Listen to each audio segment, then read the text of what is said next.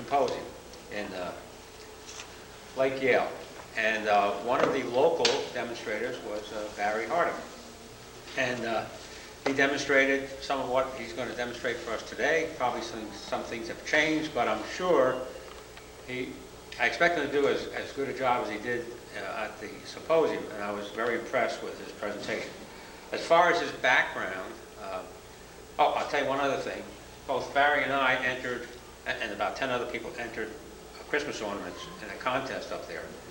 And I must say, Barry won first prize, and I only won third prize, so I was even more impressed with Barry's work. But bragging about getting third prize. Well, that's a roundabout way of doing that. He just didn't pay the judges as much. And there was no fourth. I'd like Barry to give a little introduction himself, his background and so forth. So I'll turn it over to Barry. All right. Well, thank you, Carl. I beat some pretty good competition that day. There were two really nice ornaments. This was one of them. I was very happy to win. Like I say, you got to pay the judges a little bit. But anyway, he wanted me to do a little background. I'm Barry Harding. I know because it says so right here. I was born and raised in Colorado, so if I use countryisms, that's because they're natural to me. I spent a lot of years in IBM, 30 to be exact. So and I was an engineer to begin with, so the technology of this is I've gone low tech and love it. There for a long time I didn't have a computer and said I would never have another one. Well, I do have. Somebody gave me one, so I have to have now. I'm not very computer oriented. I ran them and invented them for too many years, so getting back to the roots was fun for me. I retired in '98, started turning, kind of interestingly then and kind of seriously in about 2000. So I've been turning for 4 years, kind of making a little money at it. One of the first things that I started actually being able to sell successfully were these ornaments. These star pattern ornaments, and of course everybody starts with single piece ornaments, and I still do a few of those. That one happens to be orange wood. I don't do very many of those anymore, but they're the good place to start. They're simply a hollow ornament. That one's not very light. I don't know exactly. Oh, I do because it's cross-grained, so I was trying to keep it thick enough that it'd stay together. But then I got into these segmented ornaments, and I was trying to make segmented ornaments, and I found I couldn't turn the spheres as close to spheres as I wanted them to be. Now, the reason spherical is important in these ornaments is because the axis of rotation as you're turning it is here. But then you turn it 90 degrees to mount it in the ball, or in between the finials, so you can see it. This one happens to be a little dusty. That's very similar to the one I beat Carl. It's Purple Heart. See, that was what was so neat, was the Purple Heart. That's the way I wanted to do it. You may notice there's a little lattice work in the side of that. So they're segmented, and then they're latticed, and they're all hollow. Everything's hollow. And I proved that with a little bead inside. That's just kind of one of the tricks. When you turn a hollow ornament, put a BB or something inside them, so when people shake them, they know they're hollow, and they don't have to ask you. And they believe you even if they do ask you. So we will play with some of these. I'll let you investigate the tree to your own desire. But there are some things that I will be showing you today, and I'll kind of come back and point to this one is made like this. Now, I said I started with spheres, and I wanted to be able to turn good spheres. So I got David Springett's book, which some of you may have heard of or seen, or he's got a video out. David Springett, Wizardry of Wood Turning Wizardry, I guess it is. Anyhow, fundamental to all of the things he does in his book, and some of the things that are here, is making a true sphere. So he suggested a sphere jig, a jig that you mount on your lathe that helps you mechanically turn a true sphere. It'll shake. And I turned some of them using templates, freehand, using templates and laying a ring on them. And there's other ways to tell when they're pretty spherical, and then turning them sideways and just keep turning until you get rid of all the bad stuff and you got a sphere. And it's fundamentally true. I find that it's not terribly practical for me because I wasn't good enough at it. So I picked up on Springett's idea of using a sphere jig, and I'll show you that as we go into this.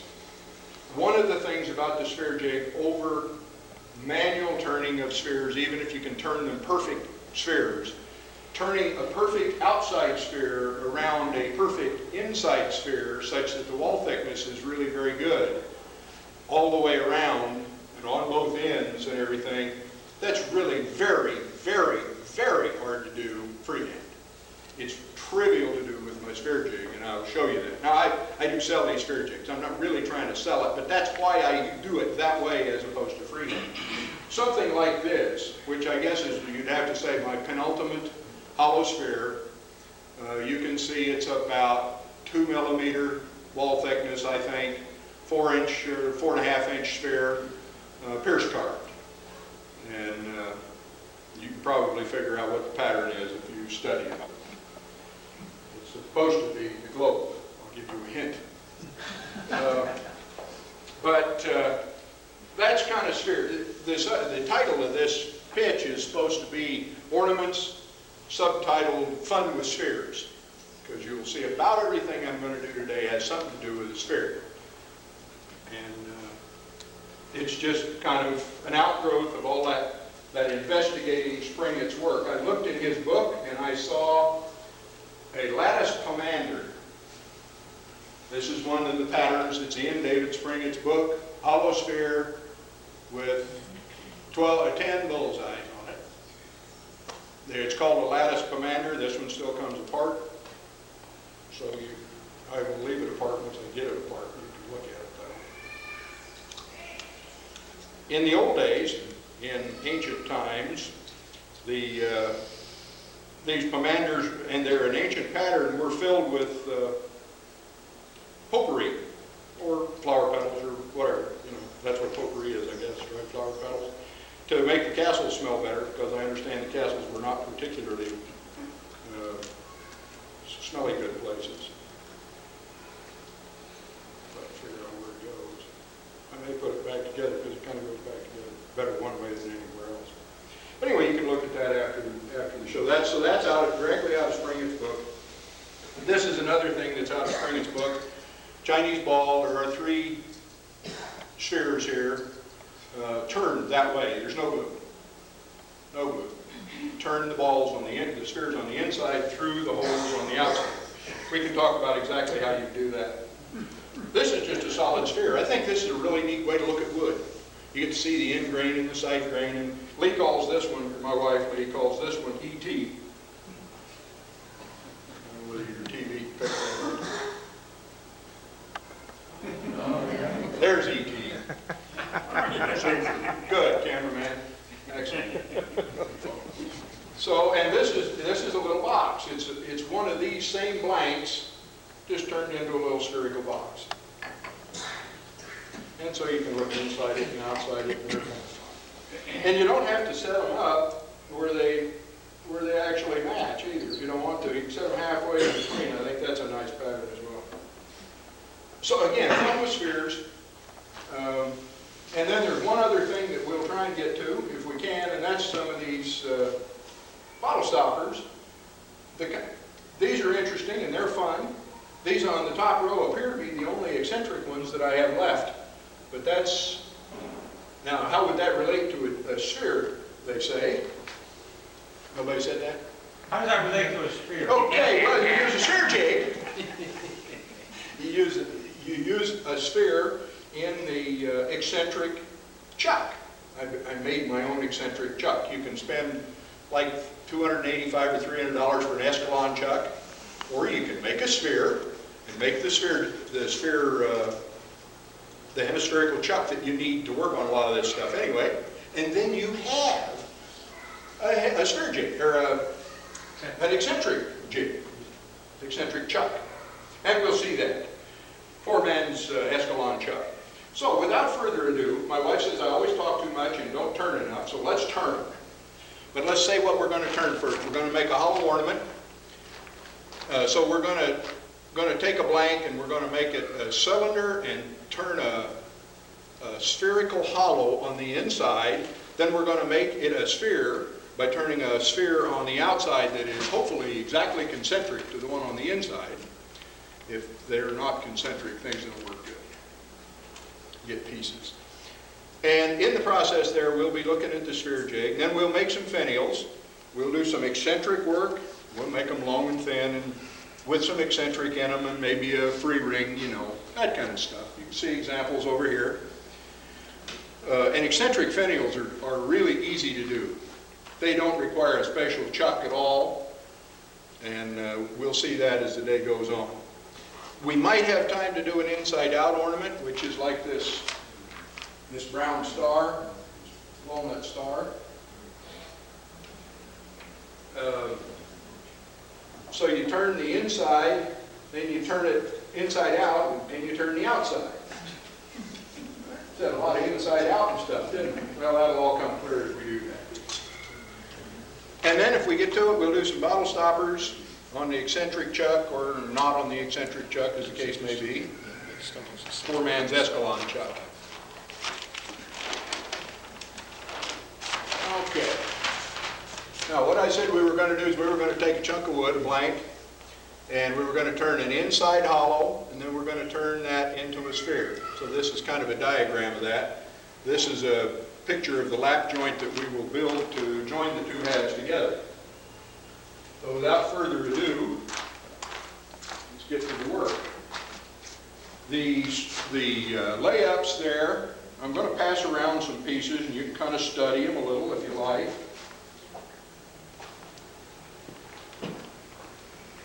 And let's see, why don't we start things somewhere and they can end up over there and you can kind of stack them behind the blue box.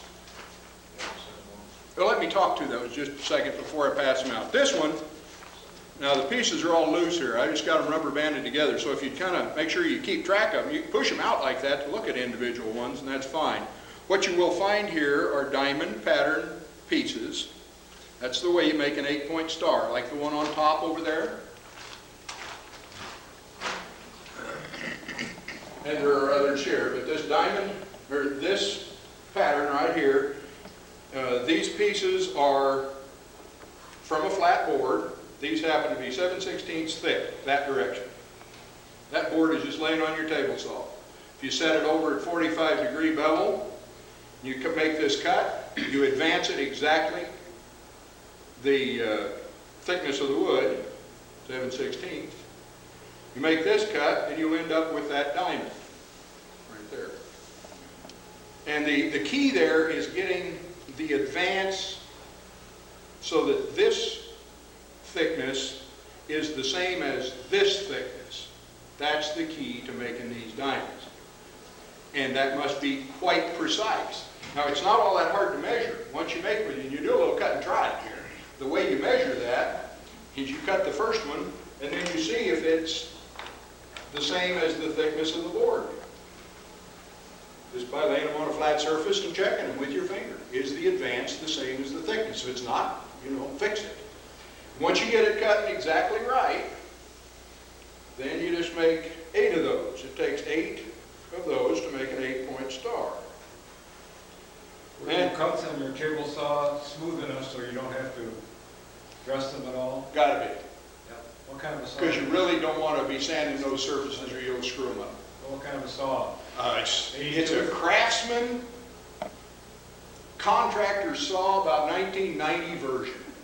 So they don't have to be a brand new whippy-dippy saw. What they do need to do is have a very good blade. It's got a Freud blade on it. Freud or Freud or whatever, however you say it. About $100 crosscut blade. That's important. The second thing that's important is tuning it right, so that the blade is cutting parallel to the waves, yes. With those two things and a 45, the 45 has to be quite true as well, but you can get that off a machinist square or whatever. So you can set that. So you need the 45 and you need the advance right, you need the saw tuned, but other than that, yeah, that's all there is to it. Now, to make these pieces, that is that same thickness wood, but what you do is you make a cut, you cut one side, then you got to turn the board over. Cut the other side to where you just cut that point. Right? Cut just to a point, so that this thickness is exactly that same board thickness, plus or minus nothing, but it comes to a point. So it has to be quite precise as well. So it's a different cut. Now, when I said you turn the board over to make the cut, so you make the cut, and then you turn the board over to make the cut, that means the two edges of the board have to be very parallel as well. So now you have to make those parallel. Table saw makes things parallel well. I'm not saying it doesn't. I'm just saying you got to make sure that that's done correctly. Once you do that, then you can make these 12 outside pieces, the 12 triangles. Another question. Sure. Absolutely. That's why I'm here. A very small piece like that on a table saw, you have to have some holders of some kind to make sure that it's kept in place, because you're dealing with a very small piece of wood. I run them through on a sled. On a sled. I run a sled, yeah, a sled through on the way, and then the whole piece is supported, both behind and underneath and so forth. It falls away from the blade and lays on the rest of the sled. It runs right on by, so it doesn't get tangled up in the blade, and it... Barry, you make these in longer lengths and then cut That's them what I'm up? saying. I make the boards I use are about 2 foot long. Right, and then you just cut them in. And then I just slice these little slices off, and you can make a lot of little slices out of a 2 foot long board. Once you get down to about 4 inches, you can't hold them good enough, and you have to do something with that. So what I do is I make these pieces, these cover plates. I call them cover plates. They're really just the surface. They're the clamping plates is what they are. Then you clamp it across here when you glue it. Right? Here and here. So this is not intended to be a class to teach you how to make those, but I wanted to pass that around, and if they can end up back, say back in behind there, when we get all done and pass. What direction do you cut them with? Cross cut? Excuse me? What direction is the grain going in those pieces? These are cross-cut, so these are cross-cut cuts.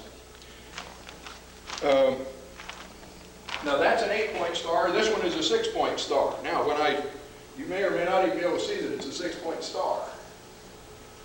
Yeah, there's one there. Usually, I make the 6-point stars with 3 color patterns, so this is a star. If you get your eyes to work just right, you'll see that there's a 6-point star there. If I turn it a little and you get your eyes to work right, you'll see 3 boxes, 3 cubes. The pattern the quilters call that pattern the tumbling blocks pattern. But this is made in very much the same way that one is, only the angle when you cut the diamonds is 30 degrees, not 45. Make true diamonds again, and you fit them together in these patterns, and those patterns can just go forever. You can just keep laying those 60-degree cuts together forever. But this is the standard pattern that I use. You'll see that those up here in like that one, well, there may be some others.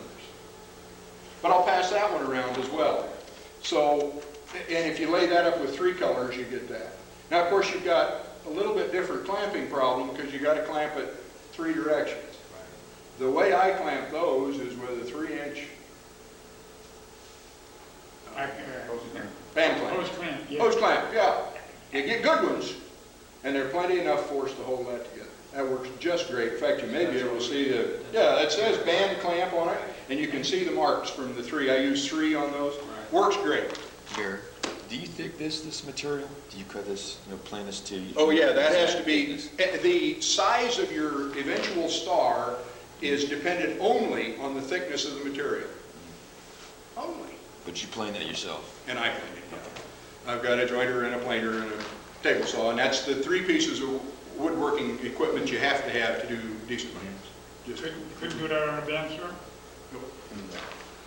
Can't make good enough cuts. Not straight enough. And you could get the quality of cut by using very fine blades, but you'll not get them straight enough and flat enough on a bandsaw. You might be able to with a bandsaw and a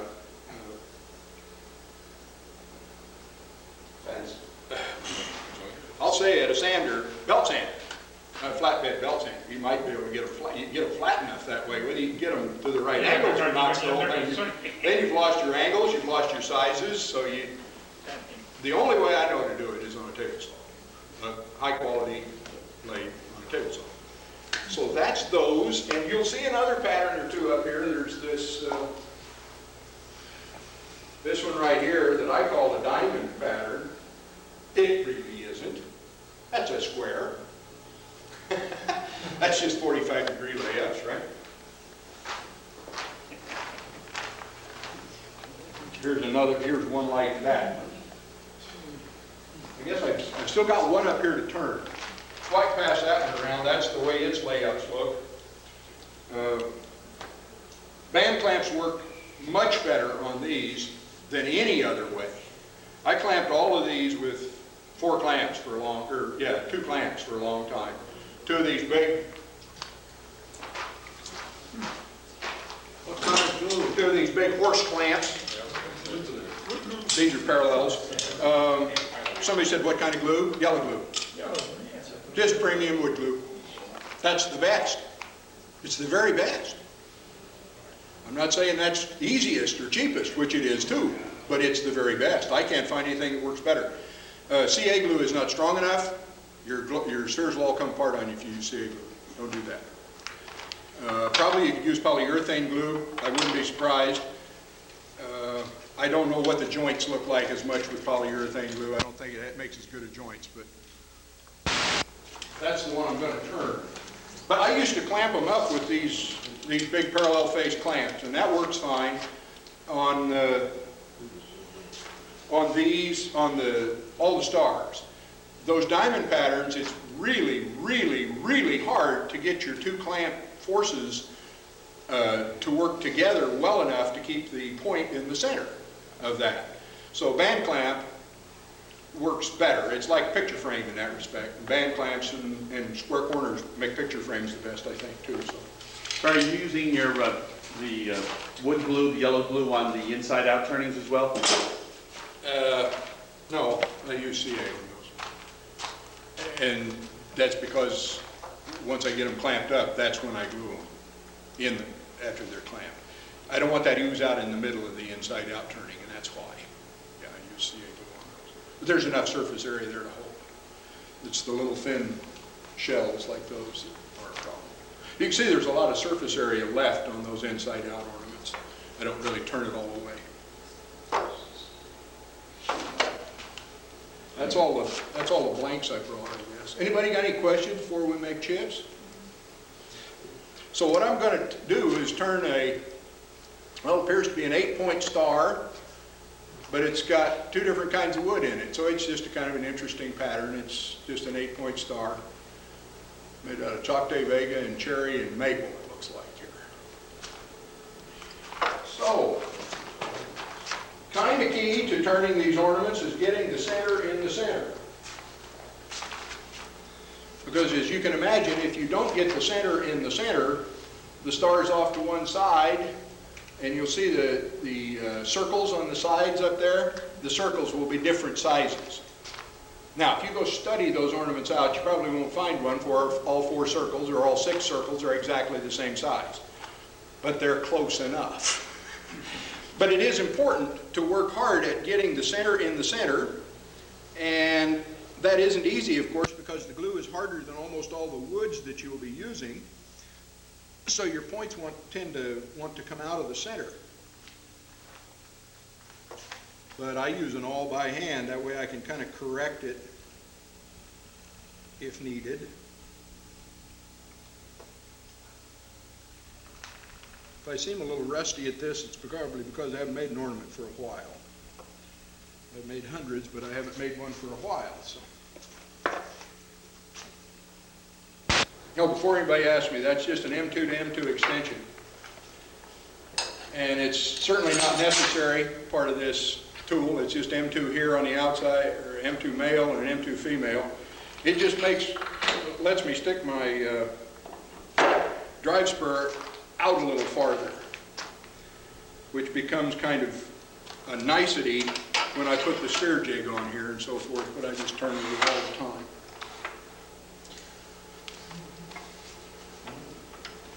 Sounded like somebody had a question, but didn't say, ask it.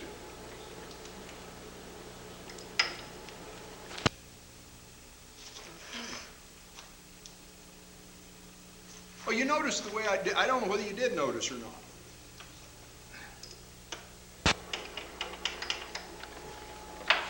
Did you notice the way I put these plates on? These outside plates, these clamp plates?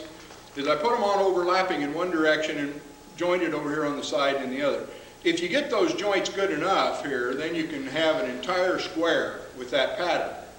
You can just trim these pieces off, and you can use that as an inlay inside of a bowl or in something else. Just make slices off of here and use that as inlay material.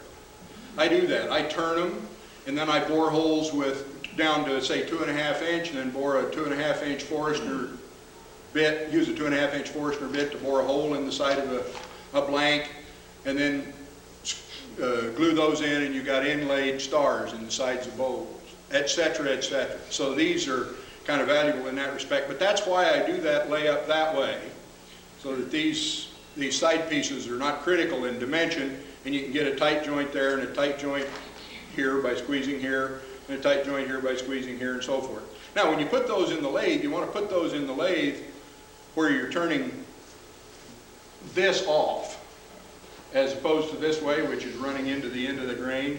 So you want to be turning that end grain off. And it will tend to support this end grain. You're going to get to end grain on this piece, but it'll support it better as you come to it. So if you put it in the lathe right, it makes it turn a little better in the rough shape, rough state.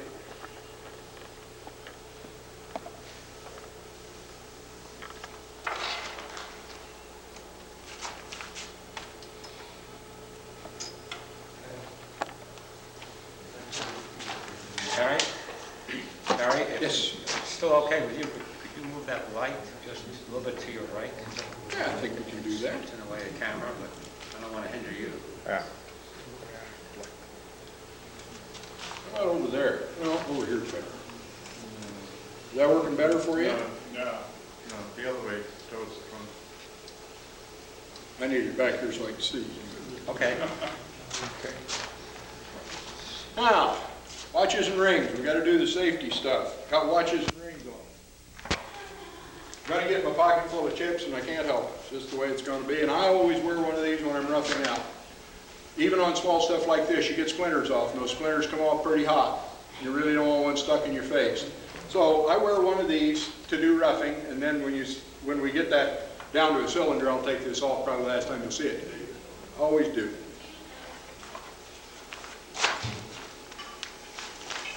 Now I rough out with a bowl gouge. Awful. This is all ingrained work. This is in fact bowl work. The way those are laying there, you're turning into the end grain of everything all the time, the way they lay out there. So I use a bowl gouge a lot. You'll see me use a roughing gouge here pretty soon too. But we'll start with this.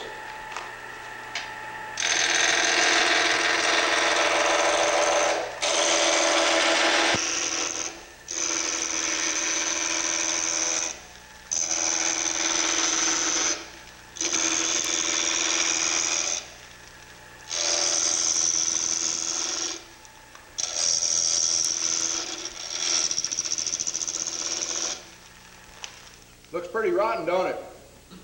Turning into the end grain's pretty bad. As long as it doesn't affect the surface of the ball, which it won't, that doesn't matter. But I thought I'd let you see, it really turns out ugly for a little while. Depending on the wood, it's uglier than, sometimes it's uglier than that.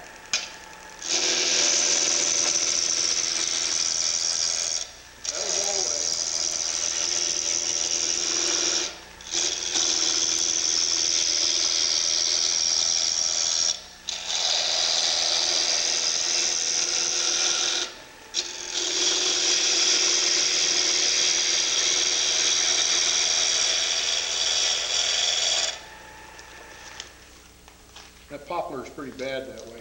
Well, it may not be poplar, maybe maple.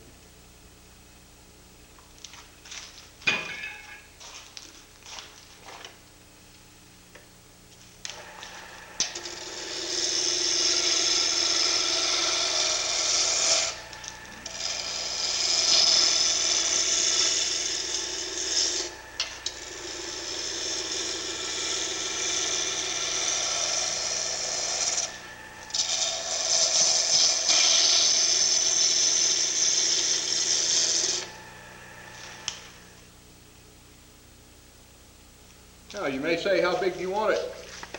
Well, we can stop anytime we like. Once it's round, you can make a round ornament. Doesn't matter. What's kind of interesting in this layup is that the distance from here to here is going to be the diameter of one of those circles on the side of the sphere up there. So however big you want that. The ratio between the brown and the white is like on that top one, you can see the brown circle, the cherry circle, is what's going to be a white circle on this particular one.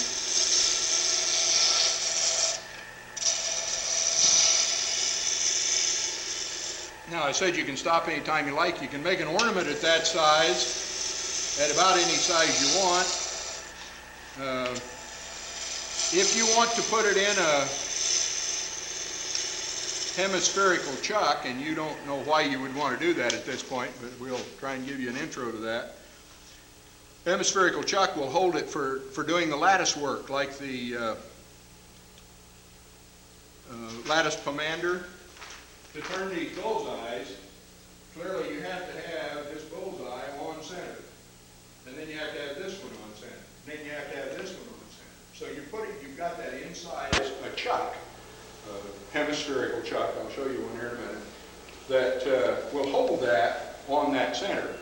So that has to be the same size as your sphere.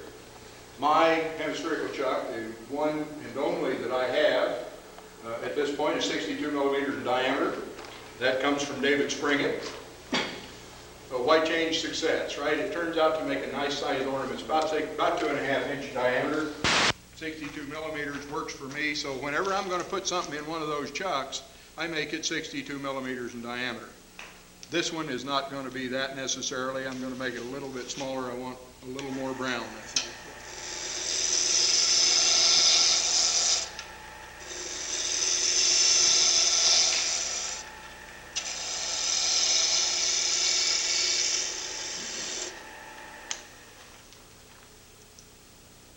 I think that's about that job.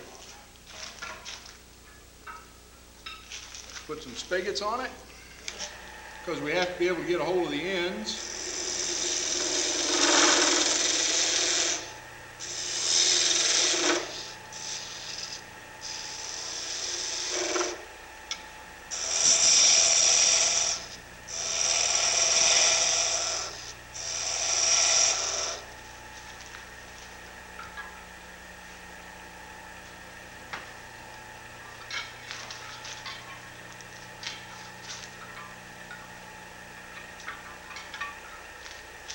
I knew that old ugly skew chisel was here somewhere. I use this to make sure that that face is a little bit concave and put a little groove around there for the Nova chuck to get a hold of.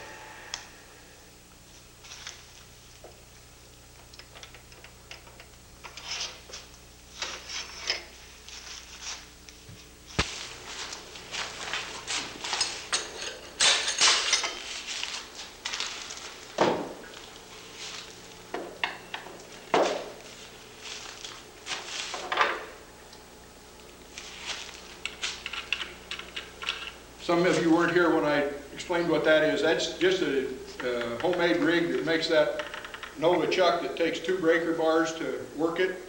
It turns it into a one-hand chuck. Carl, can you get in on that? No. Oh, it's, okay, you're blocked.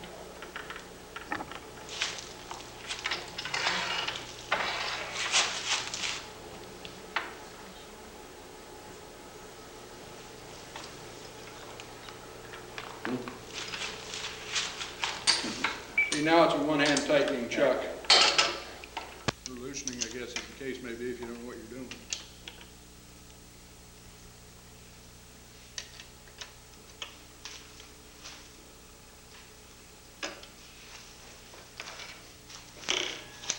And if you don't unscrew that, it doesn't turn.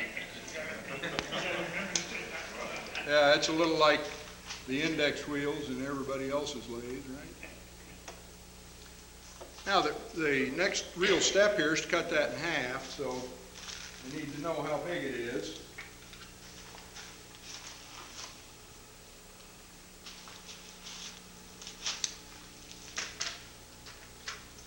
64 millimeters.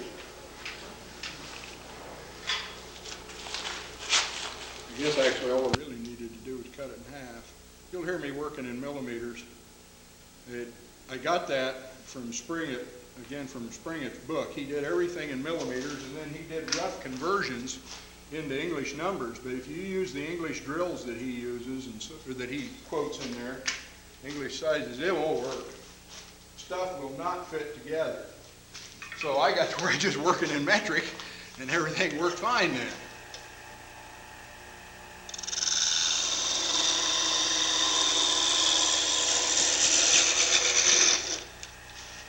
That is a really good parting tool, if you hadn't noticed. That's a piece of bandsaw blade, a hacksaw blade, commercial hacksaw blade. Just bolted into the handle.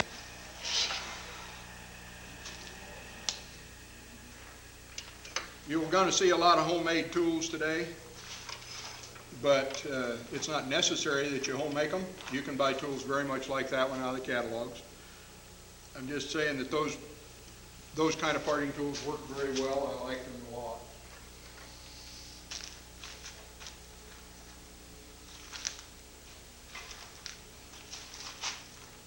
And we're going to hollow it. We're going to make a perfect hemispherical hollow. Perfect. And he's starting off with just an old bow gouge, and he's going to do that. He said, I heard him say that. Does he lie? We don't know. We'll see whether he lies or not.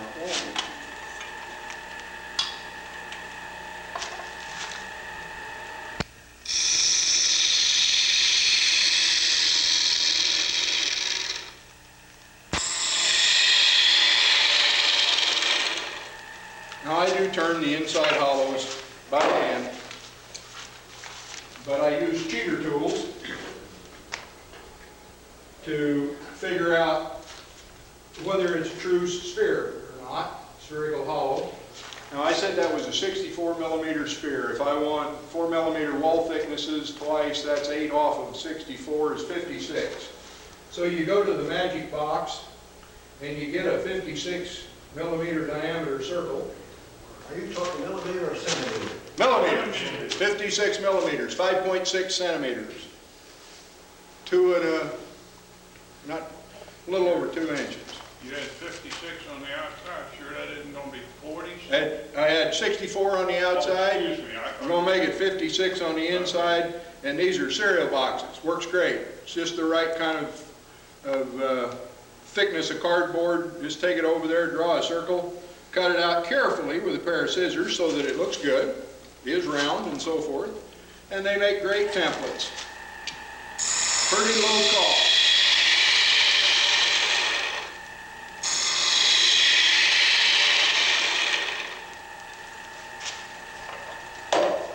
I said perfect. It won't be perfect, but it will be pretty good when I get done. But I'm not being very aggressive. I'm going to have to do a little more aggressive here.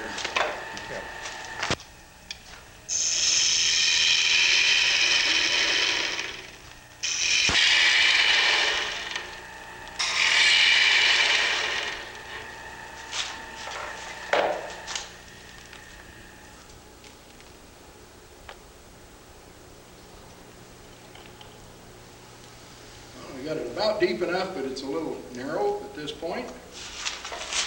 Fix that a little.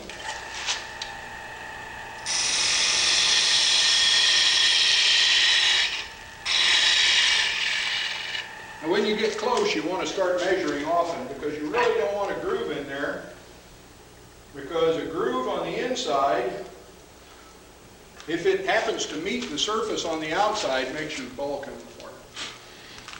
So you don't want a groove that's too deep on the inside. Now what I grabbed there was a scraper.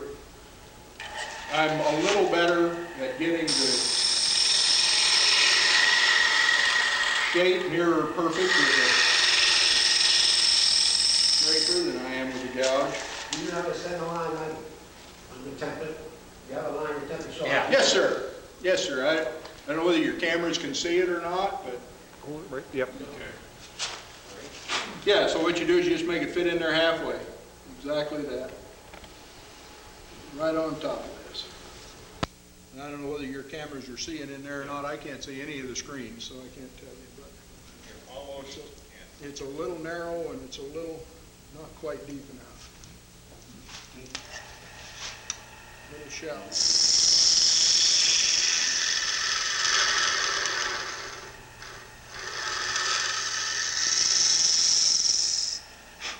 Now I start out with 4-inch blanks, and if I'm making a 2.5-inch thing out of the middle of it, that means I've got a little extra there to play with. The extra is good in that if you goof up your shape in here and you just have to keep going deeper and deeper to get it to be the right shape, that's okay. You got lots of material.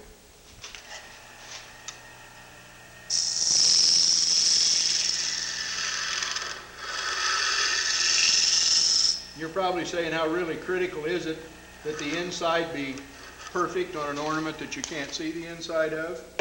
And the answer is that it really isn't all that important. Except for engineers. Except for anal retentives like me, I guess. Maybe I am. But that's really quite good. So you can, when I get done with this, I'll in fact pass it around and y'all can check me out. Now, I said it would be a perfect spherical hollow. Sort of. It sort of is. Now, the other thing that I spend a little time doing is making a joint there that is mechanically pretty sound. It's that lap joint that I drew on the picture here. Sort of like that. So I cut. Now, this particular piece is just exactly the right depth. So I don't want to mess with that depth to the center line. The center line is what I'm going to key on later to know where to put my outside sphere. See, so that's important. So I don't want to make that, I don't want to move that center line from where the, from my 56 millimeters from that end point. So I'll cut on the inside of this one. That'll leave the outside center line correct. Now you don't have to make a very big lap joint. You can see that it's not very big. You have to make that up with the other piece? Now I'll make that with the other piece because I'll make the other piece fit it. I made that one, now I'll make the other one fit it. I mean, the other piece is going to go inside that one, so the other piece has to be a little deeper. It has exactly that. It has to be exactly the depth of this joint deeper than this one was. Exactly that. Right on top of it. I saw it. You saw this demo before. Didn't remember it. But you didn't remember it. You just figured it out. Oh, that's good. Again, that's really only important if you're a perfectionist or if you want your ball to balance. One of the things you may notice is that those balls are hanging with the axis here crossways. So if you get at one end heavy, it'll hang like that. And when you put the finials on, you put them mechanically on to the surface of the ball and so forth, but if you got one really heavy on the it's lopsided, the finial will go like this. Not to that far, but it will do that. It has. All of these things I say from experience because I've seen them. Not that I ever made one like that, but I've seen others.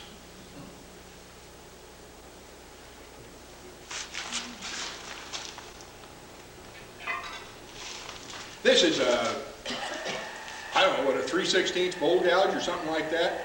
1/4-inch bowl gouge that I do this hollowing with. It's irrelevant, you can do it with whatever you want.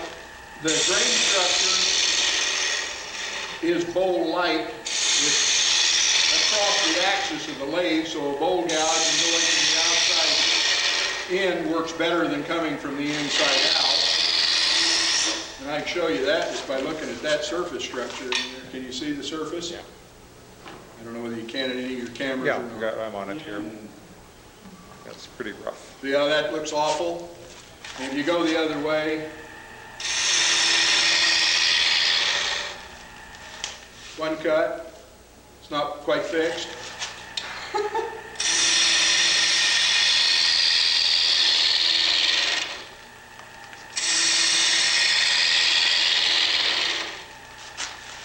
But now the surface will be tolerable. It's not good yet, but it's tolerable. I'm going fairly heavy at it. I don't worry about the inside of one, really, unless you're going to be able to see the inside of it. Like on a lattice pomander that still comes apart, you're going to see that. So you got to sand that, finish it inside. The little box sitting on the table there with the little handle on top of it, those you got to finish on the inside. So you have to be a little more careful with the surface finish on those.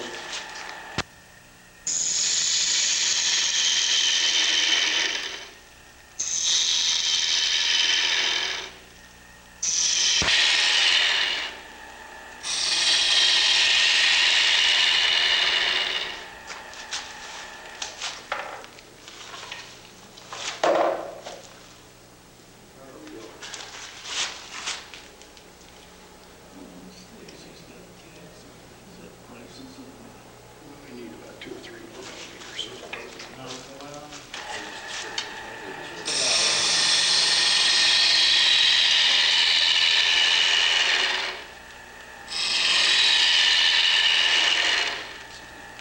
And like Carl points out, we need this one just a little deeper anyway. So the way I do that, of course, is I just cut it a little deeper to the card here, and I use my eyeball to tell me when it's deeper, when it's enough deeper.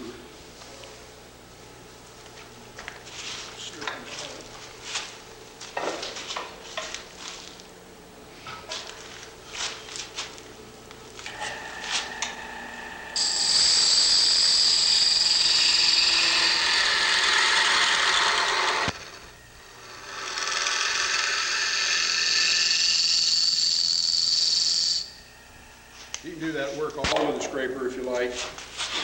Works fine.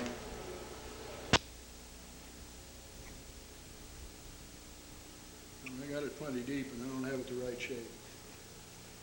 So.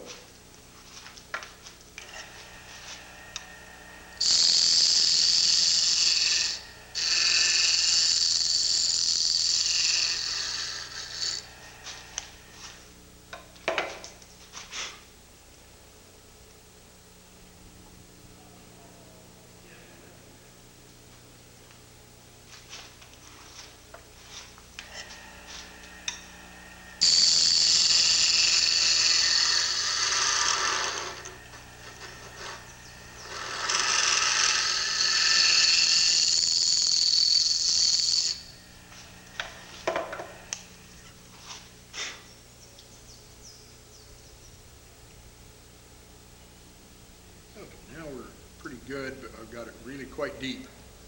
I don't know if you can see that or not, but it's probably almost 1/4 of an inch down in there. But I told you that doesn't matter. You just keep working at it till you get your shape right. And then you just cut off what you don't need right here.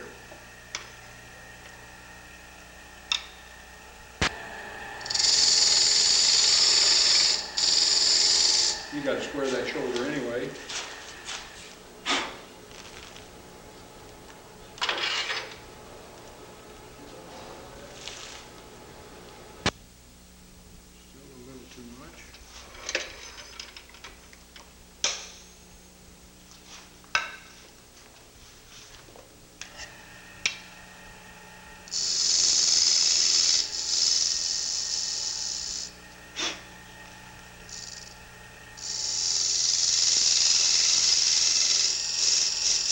There's the joint.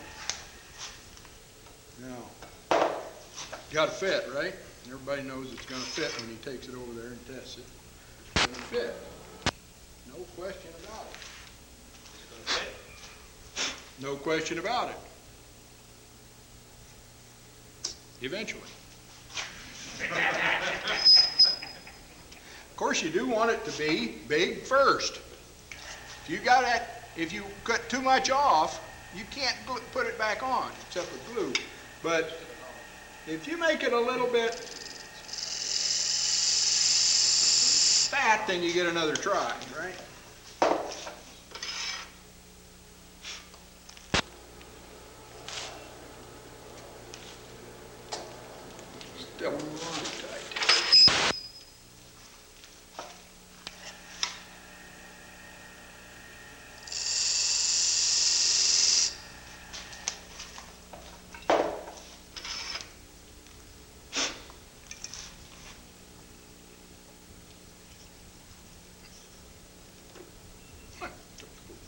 chuck off.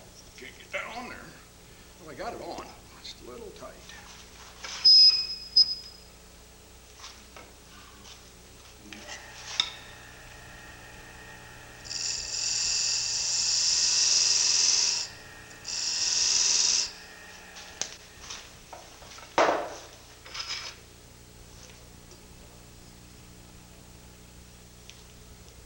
Good enough. Now, if I'd have been really smart, which apparently I wasn't, I'd have marked that with a pencil line so I'd known which one of those went there, went where.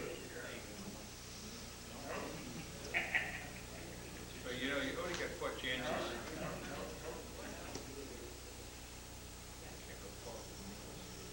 Oh, looks like I'm finally found the right one. I'm close anyway. All right, well, that's good enough for the girls I go with. Now mark it. Yeah, now mark it. Yeah, I could mark it now. And what you will see is that 2 of these are really quite good. 2 of them are not perfect. And they're opposite. So there's not a lot I can do to make that any better.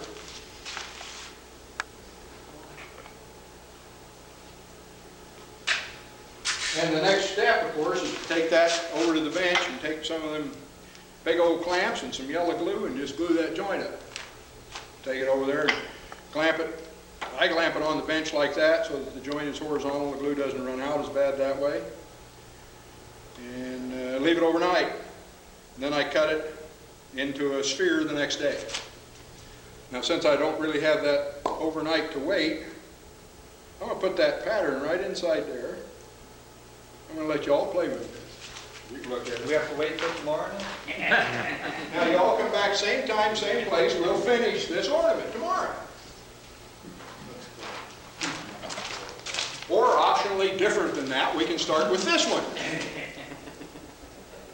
which is what we'll do. This is one I made some time ago, and notice there's no bead in it. How do you know it's hollow? You got to put the bead in at that stage if you're not going to drill holes in them to put finials on them. How can you tell it's hollow now? Well, if you're going to drill holes in it to put finials in it, you can put the bead in when you drill the hole. Excellent idea. And as a matter of fact, you don't want the bead in there when you start running your drill press down through that ball. Runs into the bead, ain't good. So we'll get to that step in a little bit. But if you're not going to make it with finials, you want to put the bead in right there. So you don't have to make another hole to put a bead inside. So you do it at that juncture.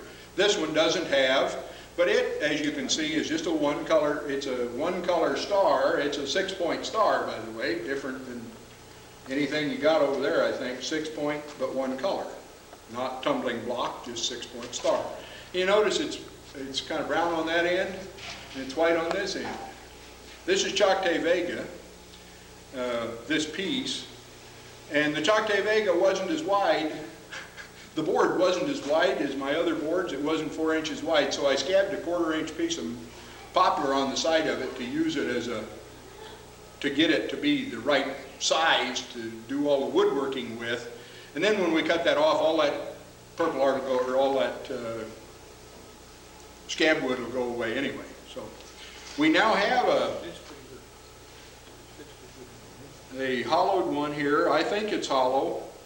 It's glued together, so I suppose it's hollow. Who knows? We'll know soon. Actually, we won't know till we drill it, will we? But now we're going to make it a sphere. I told you at this stage, the key is to make the sphere, the outside sphere, exactly around the inside sphere.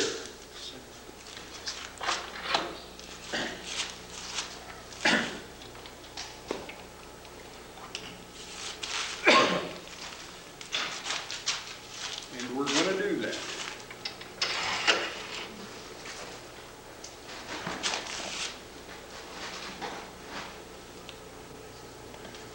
One of the things you can notice on that piece as you pass it around is that I have filed a groove in one prong of this drive spur so that when it makes a mark, or when it makes its mark, I know which spur that is, and I can put it back on there exactly like it was before. Helps you get back in exactly the same center. You'll see that on the piece that's being passed around, that spur mark. Does that help you make concentric? It just helps you stay on center. And staying on center is what gets it all balanced. It's what makes the pattern come out balanced. If it's a solid sphere, it doesn't matter, frankly. But staying as close to on center as possible is what we're trying to do here.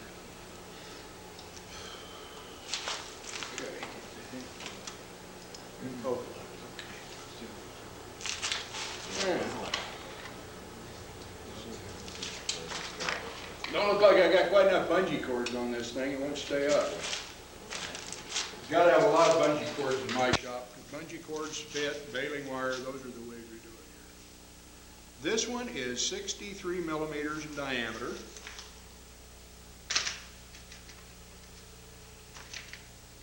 It's important because now I've got to cut this down to be,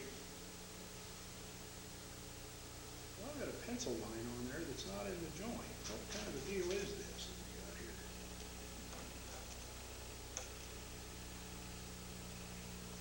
Huh. Wonder who built this. 63 millimeters, 31 and a half, huh? Here's the center line. Put a shoulder there, and the shoulder over here at 63. Clear over there? Boy, that's awful.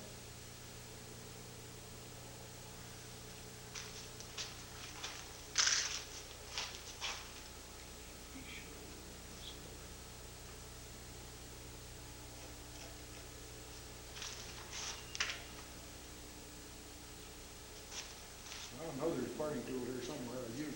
There it is.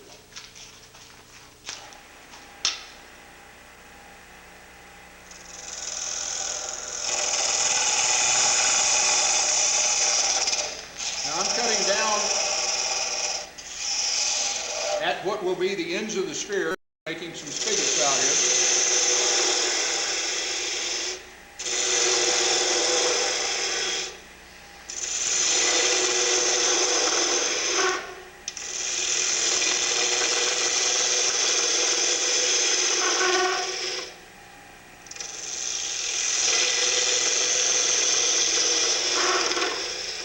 Those of you that are on this side can now see some yellow showing over here. We got into the yellow part of the Choctaw Vega on this end. This is all that poplar scab that I was talking about down here. And we got black on the other side of the Choctaw Vega, so this ball's going to have a yellow side and a black side. I think that's kind of neat. You'll see that over there too. I like that wood in that spec. So now we've got that. Now we need to round it over. That looks like a rounded over tool. I just picked up about a 1/2 inch spindle gouge, rolling the shoulders over, making a sphere. Now if you're really good, this is where you just make the sphere without any jigs or anything. You just make a sphere right away. And some of you probably seen people that can do that. And in fact, I've made some freehand. I'm just not very good at it.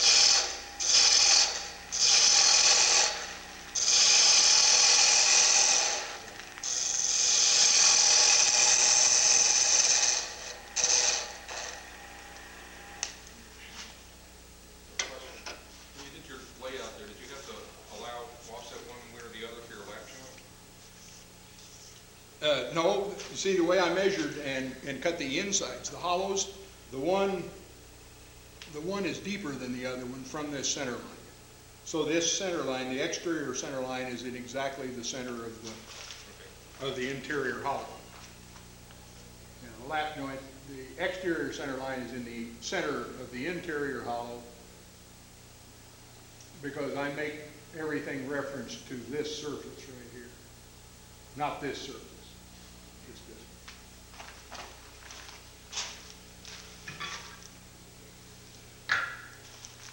All right, now comes the time.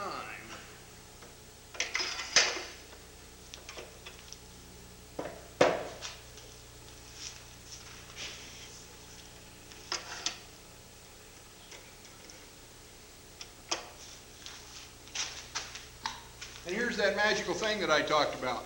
That sphere jig. As you can tell, it's just a shop-made sphere jig, or shop-made jig.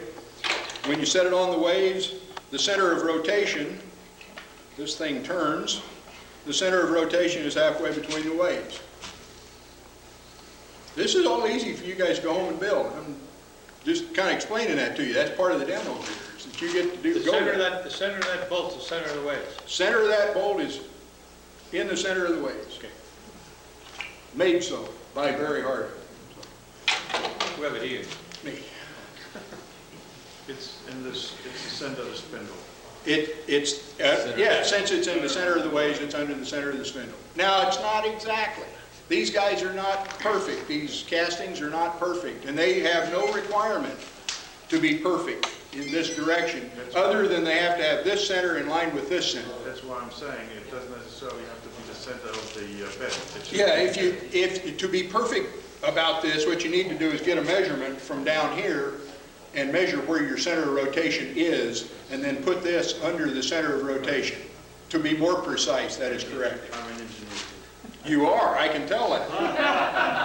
And maybe a better one than me. That'd be the German sphere. That'd be,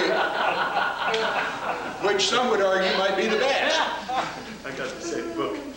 He's got the same book, yeah. So it's under the center of rotation. The other thing that's important then is that the height of the cutting tool, right here, this, is at the center of rotation again. In Germany, you the center of the world. No. That's England. I tell you a secret. I built 2 of these things, and I didn't get one to work properly yet. And the theory is clear, but it just doesn't work out. I've got to get them so perfect. And once you get one built, you'll test it. You can take this bolt out, turn this around, all the way around. Yeah. Bring it over to your turning center. Bring this right up to the turning center. Turn it all the way around, and it's that far away from the turning center on the other side. So your center of rotation isn't at the turning center. That's why it takes a little jockeying. That's why if you look real close at some of the bottoms of these, like right here, like right there, see those brass screws? I've had to trim off a piece along the side there, put in brass screws so I can tighten this and adjust the direction. There's screws on both sides, so I can adjust this to where it's not, like you said, in the center of the waves. I used the tool rest, and I never got it set up right. Yeah, the tool rest is no, I use the center of rotation. So yeah, you may have to jockey it in and out. I've done that with this one and with the other 10 that I've made, or 11 or 12 of them, I guess. But that's not easy to do necessarily. In general, the center of rotation is good enough, or the center of the waves is good enough. And then this needs to be at the right height. And as this tool progresses in, it must go directly at that center. Is that nothing? Is that just a round nose scraper? That's just a round nose scraper. Okay. Just a round nose scraper. Now, because this was hard to do, to machine this square hole exactly true to aimed at that center of rotation, that's why I made all the next ones with 2 drilled holes. I drill that hole, then I can turn this over and keep it in the same plane and drill a hole here. So I use round tools. Works so much better. It's so much easier to build and more accurate. Yeah. So the others that I have round tools in them with an insert tip, as opposed to this scraper tool. This is just the one I made me, and so That's pretty good sense. yeah, that worked really well. And I guess with that much intro, make this fall around.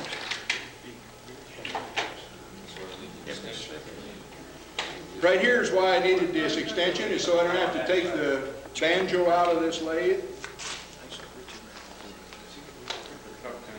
Like I say, this makes it handier. Did you have a mark?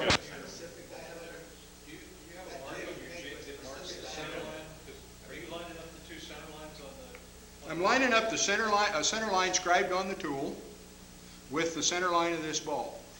With this jig at 90 degrees. That's something I didn't say. I've got a pin back here, so I set this up at 90 degrees, perfectly at 90 degrees to the center of rotation, and then I drilled a hole down through here So I can put this pin and it goes back to center. Then in that position, I can line up my two center lines and I'm square to the world. Is your scraper got a center line on it? Is that what you said? I scribed one on it, yes, sir, Okay. with a carbide scribe.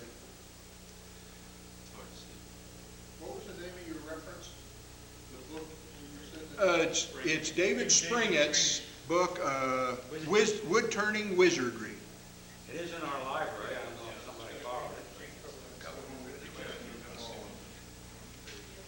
If it's in your library, it might be the copy that used to be in hands-on wood turner's library. No, I can tell you. We used to have one, but somehow it didn't come home at some point. So I guess we don't have one in our library anymore. We have mine, I have one. And I've loaned it out so many times it's pretty ragged now. But now you want to set this tool up to where it makes a little bit of a cut at some point around your sphere. You say you do sell those jigs? Yes, I have two and I take orders. The two I have will fit the mini lathes. The Delta, the Jet, and the 1036 or whatever it is. 1018 one way. The 1018 one way. It'll fit all of them. They're all the same dimensions here and the same distance between the ways. So it'll fit those three, and I have two of them. Is that for making just one size sphere? No, it makes any size sphere, up to however big you can fit between this bolt head and the center of rotation. It'll make just over 4.5. I turned that sphere right there, the globe, that's as big as this jig will turn, That's big enough. which 4.5 inches, I think. 110 millimeters, about 4.5 inches. Maybe not quite 4.5 inches.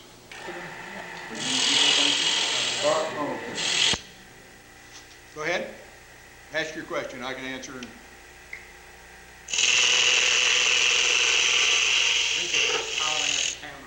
Oh. You're allowed to holler at him any you want to. That's okay with me.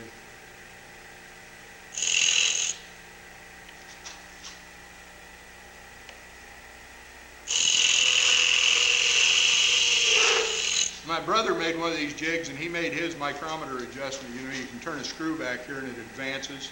So he can turn it one full rev, and he goes in 20. I think he made it with quarter 20, so he turns it a revolution, he goes in a 20th of an inch, so forth. It's not necessary. Huh? Is he anal retentive too? Yes, more so than I am, quite a bit. Yeah.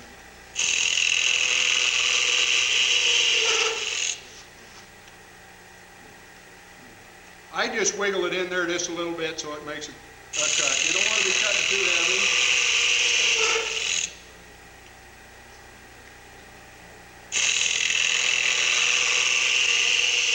And you can see that it doesn't make a full sphere, but it makes a spherical shape of the amount that it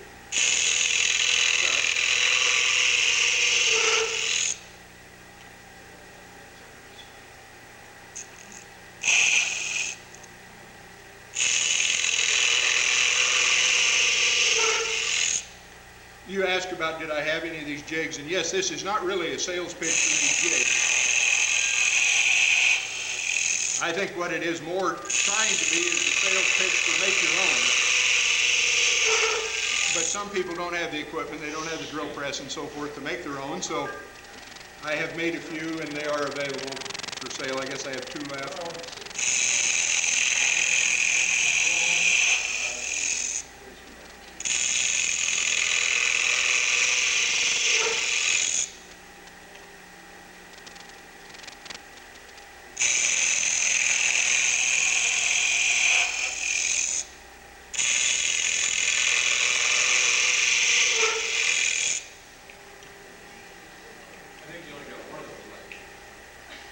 Is that right?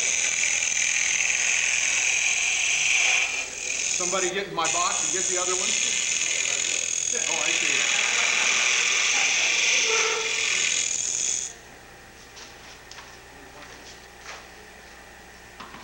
He's gonna check on you.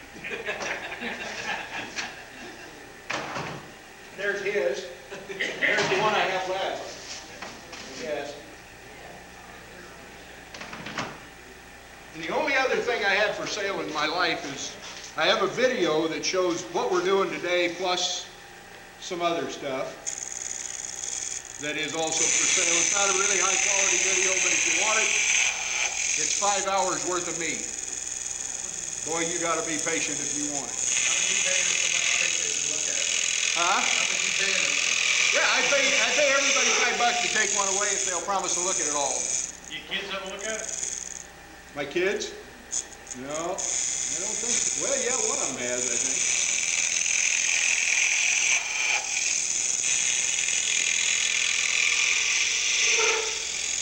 One of them's a woodworker that puts me to shame. Now you can see that that's pretty good, and the surface finish is pretty good over most of it. Some of the maple is not too good. The last step that I always make is I sharpen this thing, this scraper, and it's just that. It's just a scraper, and they get a little dull, and they don't leave as good a surface finish. So if you'll make your last cut with a sharp scraper,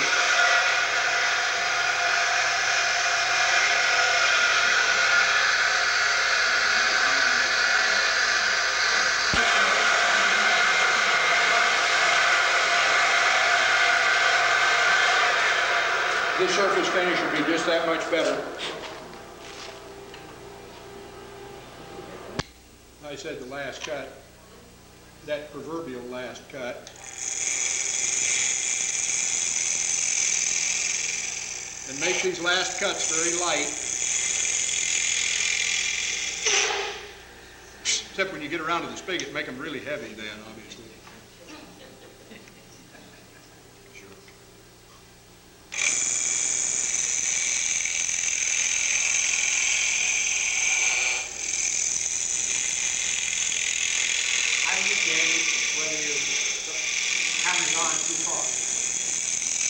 I just make them spherical. I don't go beyond. I try not to go any beyond the surface. All I was trying to do was get the entire glue, all the glue off, and make the surface round all the way around there, and that's as far as I go.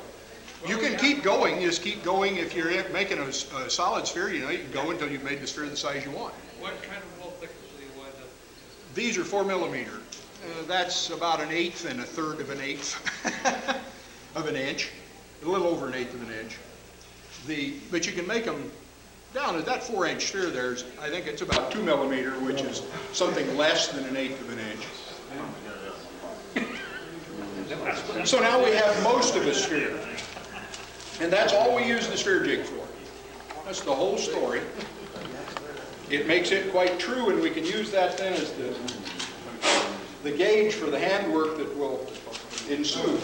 This is a good time for a mini break. Could have a mini break right now if they'd like. Yes, that's There's cool. soda outside if you want to have a 10-minute little break. Change the tape at this point. 5 after 2.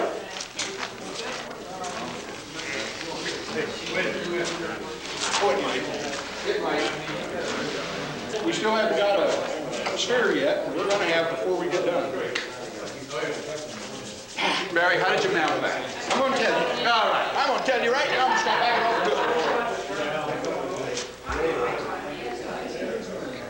over. When we left you a few minutes ago, we had that between centers.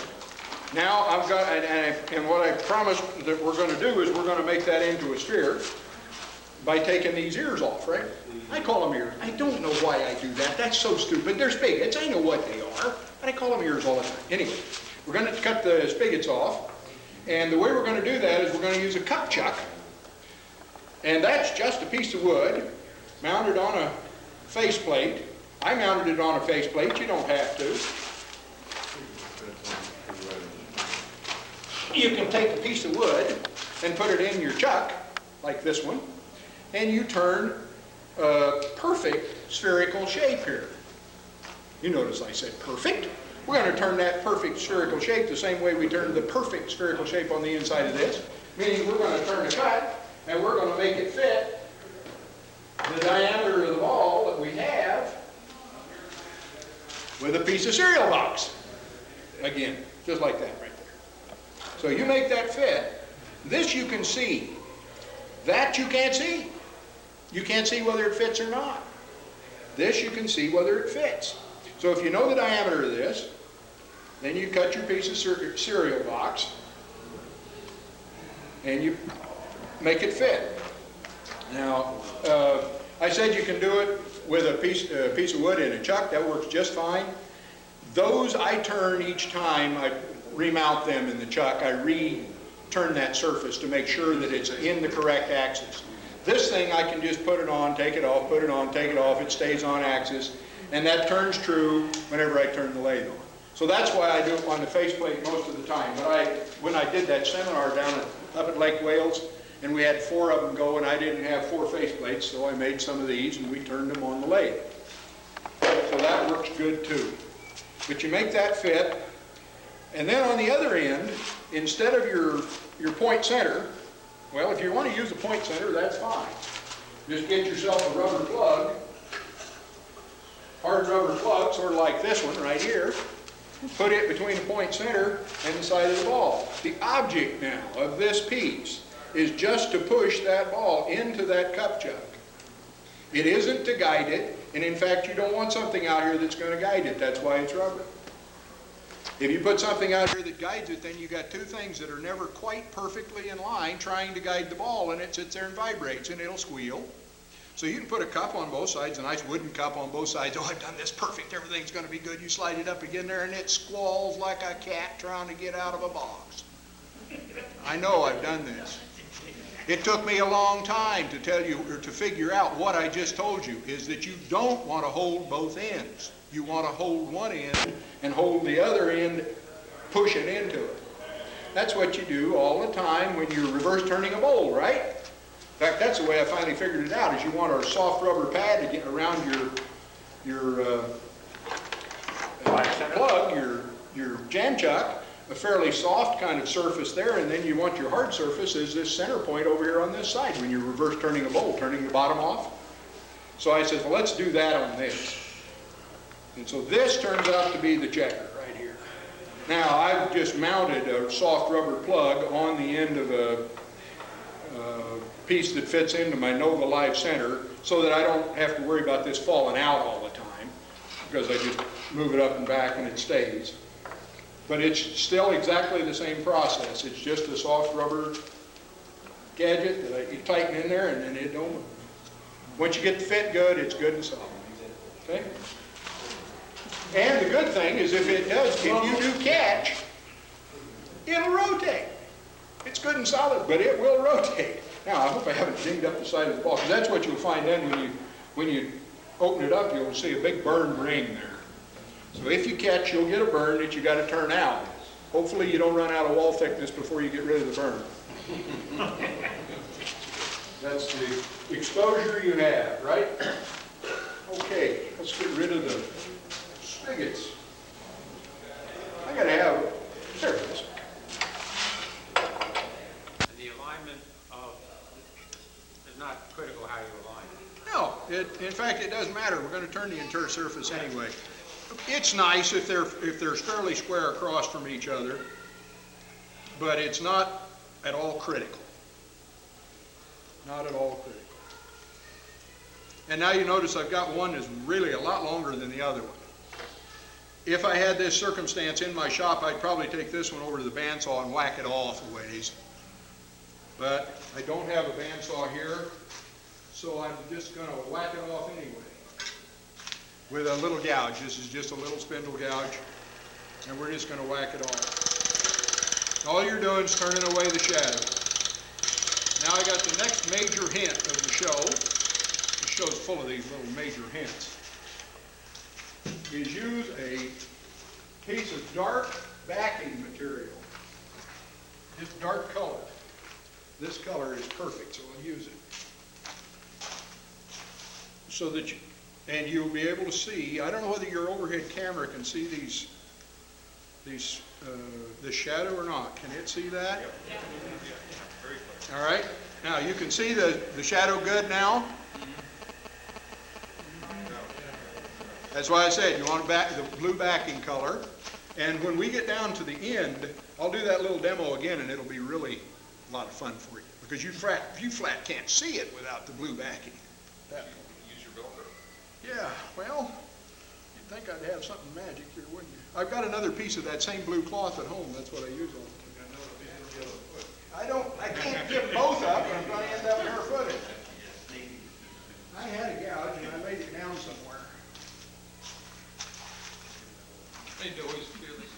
Who knows where I laid it? Anybody know where I laid it? There it is. Okay. We're off and running again.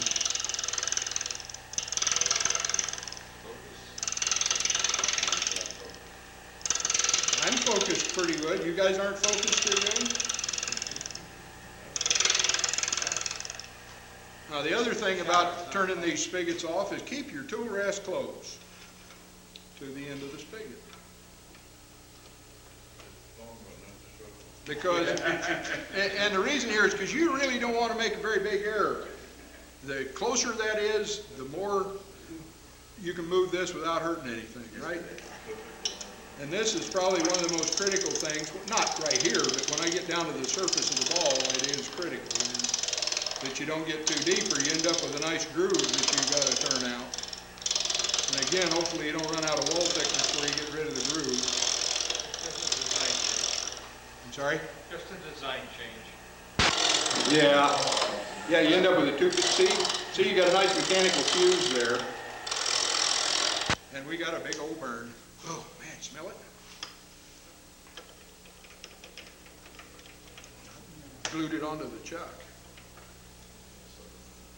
Yeah, that's why I said when you catch, you get a burn. Those sand down. No problem. Just another design? Yeah, include the design. You should put that at a different angle, so that you can have four all the way around. I'm going to have them interlocking rings like the Olympic symbol here any minute now. The reason I did that is because I got this tool rest too low. You want to always try and figure out why you get a catch. If you can figure out why you did it, you can make that mistake again repeatedly.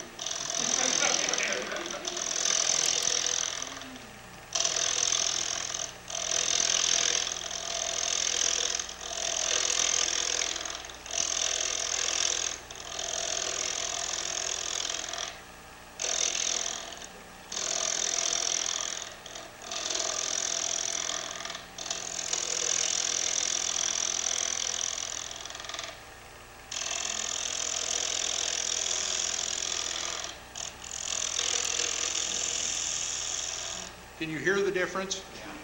That's when it begins to ride on the surface of the ball, see?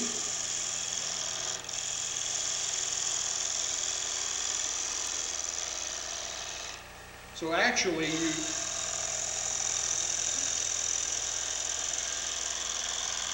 turn away the shadows until it sounds right.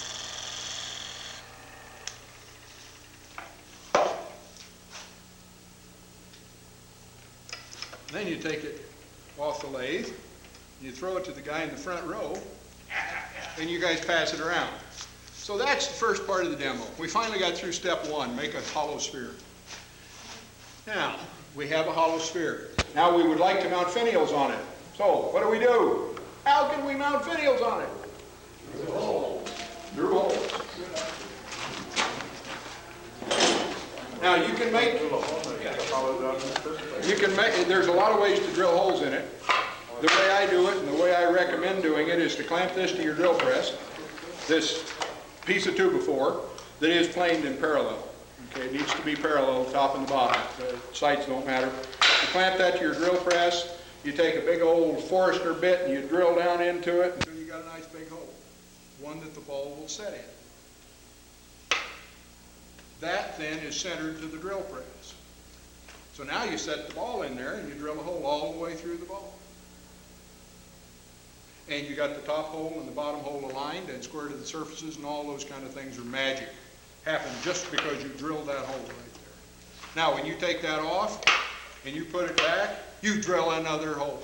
Why do you think it's got so many holes in it? Well, could you just bring your cost a bit down? You can, and it's in general good enough. I like a new hole because then your Forstner bits never run quite perfectly true either, and we're only talking about thousandths here, so I just drill another hole. A piece of 2x4 is cheap. The other side doesn't tend to split out? Yes, they do. You know, tape will help. You can put a little piece of tape on the outside, that will help. But I don't really prevent it. One of the things you can do is go really slow when you're coming out. Go very slow and use brad point bits. I only use brad point bits, so I forget to say that part. But I only use brad point bits on wood. I almost never drill them with just 81, or just the normal bits. But that's then why you put the cups on the ends of the finials, is to cover those little split outs, because you're going to have some. You can't get it done without having a little breakout. So I use a cup that'll cover it.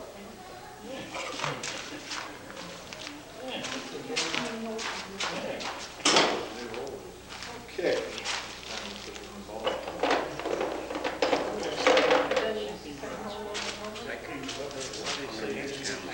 Okay, So now we have a nice ball. We now have holes in it. No, we don't.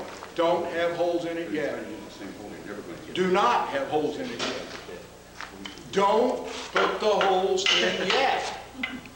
Now, the reason I say that is turn the finials first. Did you say don't put the holes in? Don't put the holes in yet.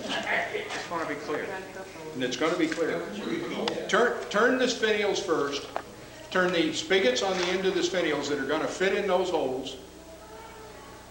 And then drill the holes that size to the nearest 64th. To the nearest 64th under, and then ream them a little bit to make them fit nice. Because you do want that to be a good fit. And if you drill the holes now, and then you try and turn spigots on the end of this finial you just worked an hour on, and you get this finial too little, there's very little you can do. You're kind of between the rock and the hard place. But if you don't drill the holes yet, then you just move down in bit size, and you drill the next size lower bit. But you could be ahead, because if you did that, okay, you'd have to turn another sphere, and you'd learn you don't drill holes. There you go. Also, You've done this wrong before. Also do not have the BBs inside the thing at this point when you're drilling through there. The drill bit doesn't like the BB laying in the bottom of the wall, because that's where it's going to be. Guaranteed. Now you can figure out where you want the holes. By the way, I didn't say that. The pattern, you can see that on that ball, what you got is you got a star pattern and you got some little circles around it. I tend to drill the hole in the circle, centered in one of the circles, the ugliest one. There's always an ugliest circle. You drill a hole in the center of the ugliest circle, and then you cover it with as much of this cap as you think you need to cover it. That's why you turn the ball first, then you know how big the caps have to be to cover the ugly, or the tear out, or whatever you got. Of course, you don't know that till after you drill the hole. But you can turn those caps really big if you got really ugly circles for some reason, or something bad happened. But you just find the center of one of the circles and drill a hole in it. All the way through. It won't come out in the center of the bottom circle. It just won't.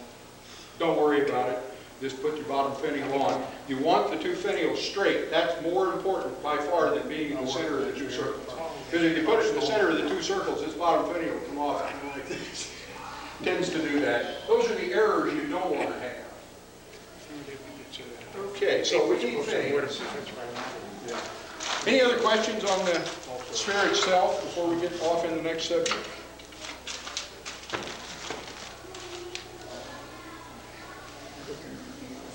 Okay.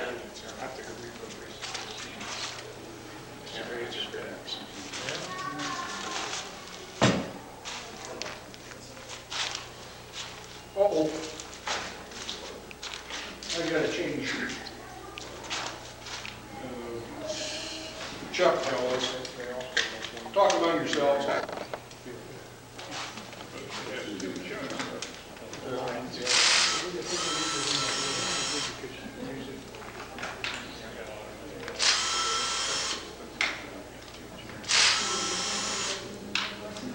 Carl, how much is Lou of Delaware? And the Delta lathe, 329 plus, you get the extension bed About frame. 3 1/4 plus $45. Yeah, about 3 1/4 plus 45 or Well, they're giving this for $50. free now, Who are they? because they had to compete with the Jet. But now the Jet, it was selling for 200. One speed with changing the belt. Now that's going back up. Oh, I see. No, it's three now. They had a Jet variable speed, and they came out with that one and dropped the price on the old ones to 200. To 200. But the price is slowly creeping up.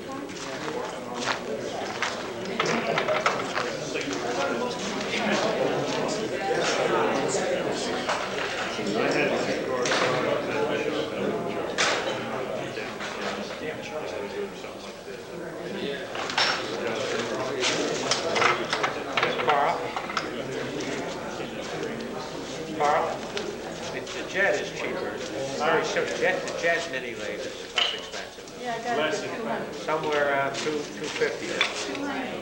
Depends on where you buy it. The price craft supplies that we used to have for 200, now they're 229.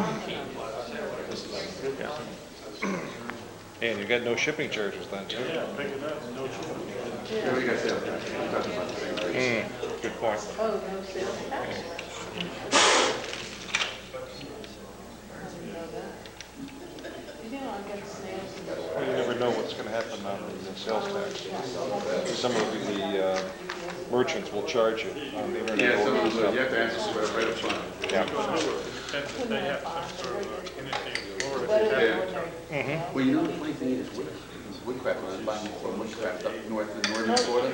Now, what I've done here, I've already turned this piece down and turned a spigot on the end of it. You notice that's a spigot about an inch, or about a 5/8 long and about 5/8 in diameter. It's just whatever's kind of comfortable for the piece of wood. The shoulders is where you always register anyway, is again the face of these jaws.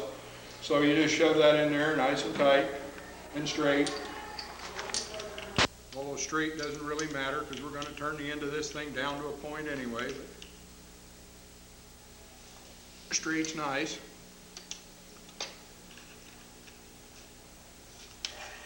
That's good enough. But that thing will just not stay up today. I'm about to throw it away. All right. Now we all like pointy finials, right? Very likes pointy finials. And it's surely got that gouge still here somewhere. There it is.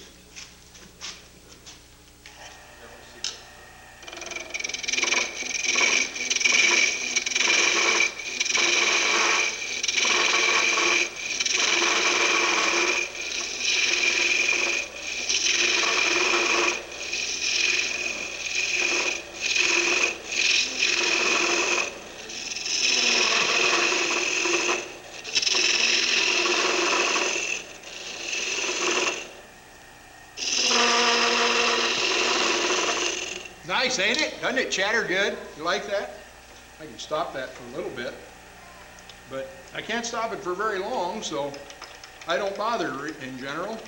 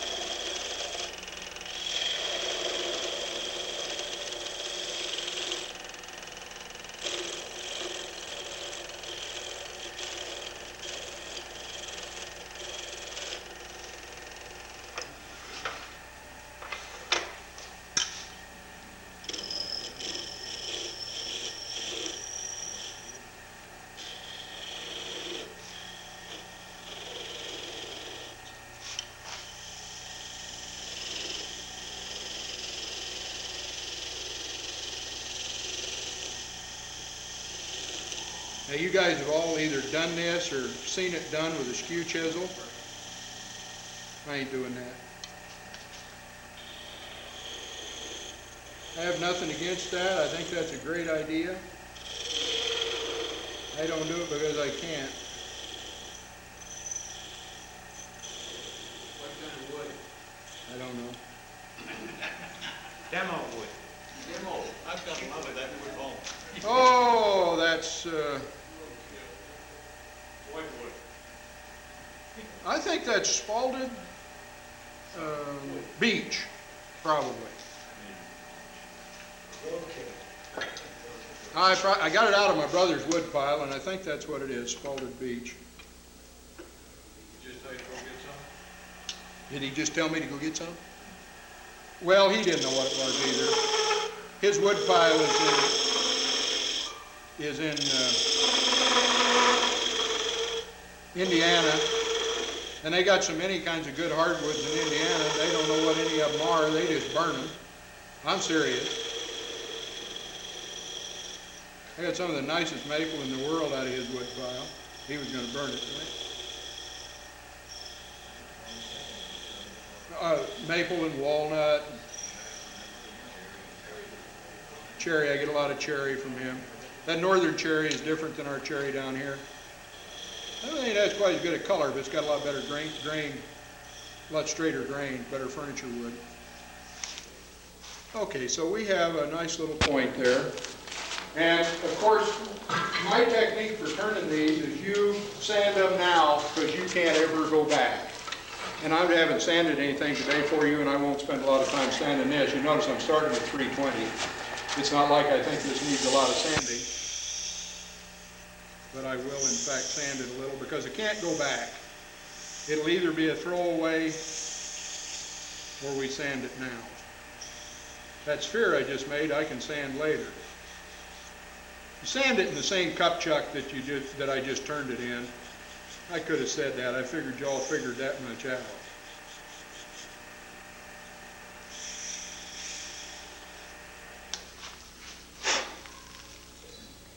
That'll do for me. Because I want to get to the next step. How much time do you figure you got in each one of these complete? Start to finish? Oh, then I'd be telling you how much I make because the prices are on. I don't make wages. I don't make any wages. We do it for the love of the work. I suppose it takes me about, per ball, probably 30 minutes to do the layup, to do the cutting and the layup. And then it probably takes me an hour to make a sphere. And then it probably takes me 30 minutes to make the finials. So 2 hours-ish. So on the first one took all day for everything, right? It doesn't come instant. I've practiced now. You all understand I have practiced. And I'm still not very fast. But what I wanted to, but that takes me a couple hours per ball. Now, what I just did was I just turned this 4-jaw chuck into an eccentric chuck. Because you probably have all caught, and the piece was loose, and it was doing that, right? You just didn't know you had something really good there. Because what we got now is we're going to make eccentric stuff out there on the end of that. Now, I don't like that. It's a little too much, but that's why I had to have this one hand, see, because I've got to be able to adjust this with my other hand, and it had to be a one-hand adjustment on that chuck. It just wouldn't work otherwise. These are 25 millimeter jaws. We'll live with that. That'll do.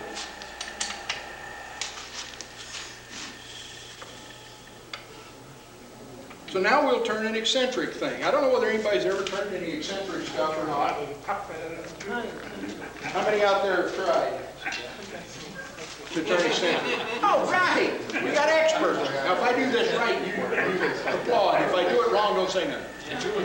Okay. So now what you do is we got to make it round again because we don't have it round anymore on this axis of rotation.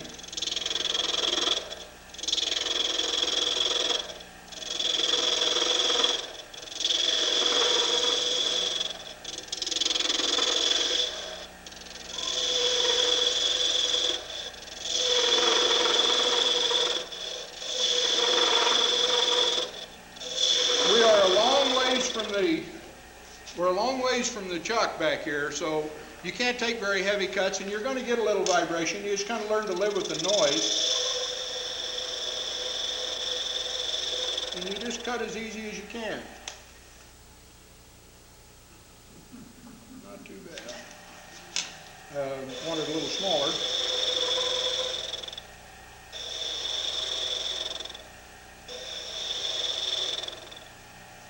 And the thing about it, you always want that blue background.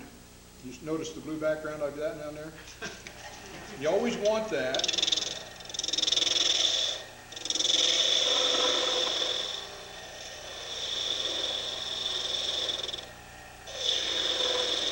Because you can see it so much better.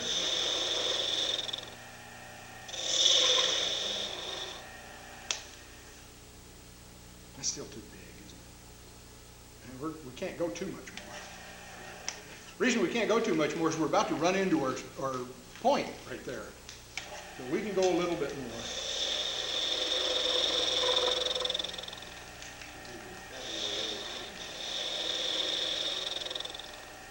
Of course, you can make it really kind of interesting. You go all the way up that point and you got a flat side on the point. Nobody can appreciate that. By the way, it's really hard to do because that point's not very strong now. So now we've got a nice little thing there, and we'll just make what I call the opposing golf clubs. And that's just turn a half bead here.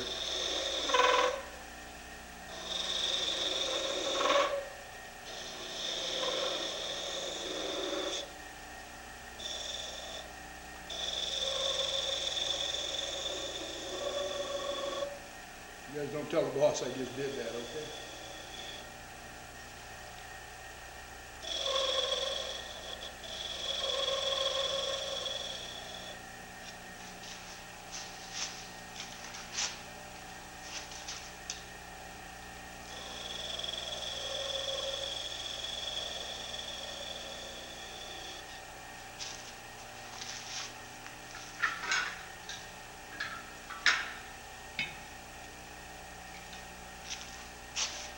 And I always refine those grooves a little bit with the skew chisel.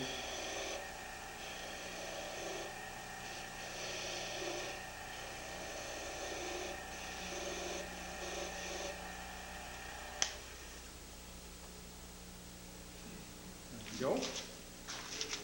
Can you all see the interesting golf club effect you get out here? Now, the reason I said it's kind of nice to know where center, or where to have that face good and square, is because now you can go back to square. Okay. The point ought to run fairly true.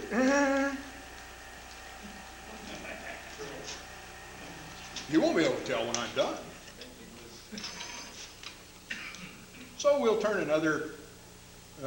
You kind of just string these elements together. You'll see samples over there of some of the elements that I've done. But that's all there is to eccentric turning.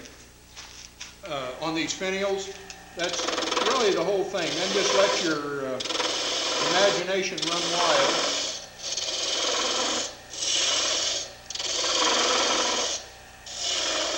Sometimes I string the eccentric elements together on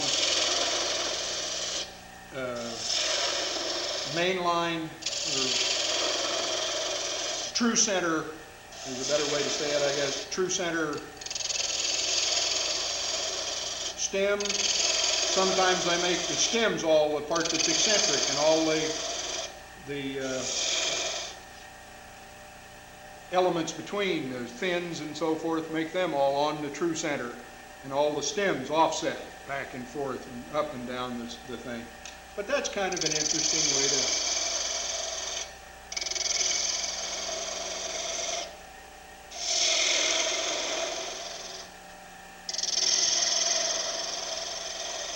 You probably noticed that I forgot to sand that eccentric element.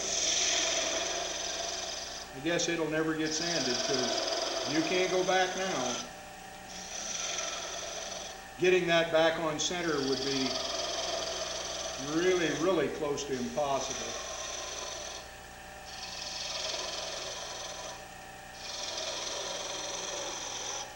So you sand it by hand or you don't sand it, one or the other.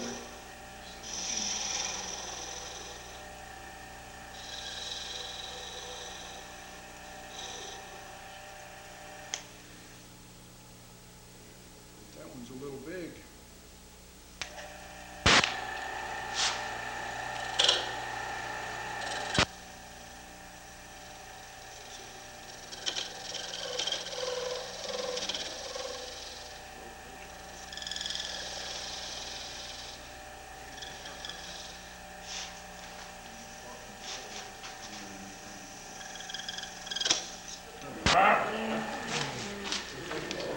It just was short. What'd you And say? that's when you put it, now you just stick it into the hole?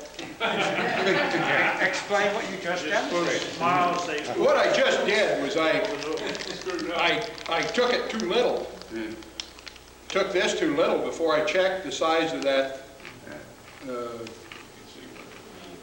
that thing out there, that golf club, and then I knew I couldn't go back and fix it. In fact, I said to you that I couldn't go back and fix it, and I can't. I couldn't go back and fix it, I just broke it. And Well, if you didn't try to do it, we would never believe that you couldn't do it. there you go. So what happened there is this finial now became the top finial, because the top finials are always shorter than the bottom.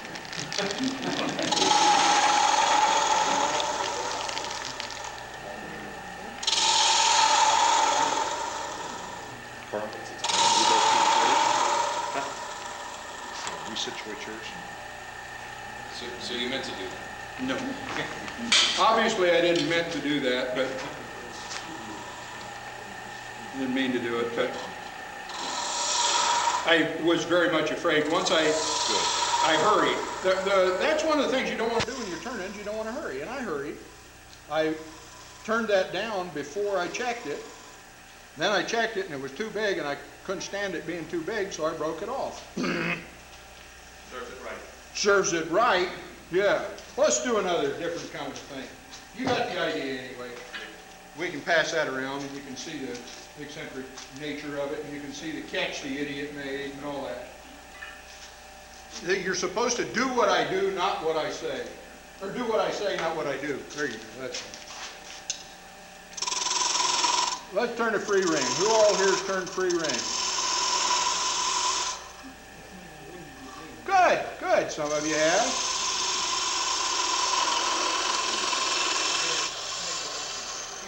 We'll just turn a free ring on this finial just for the fun of it.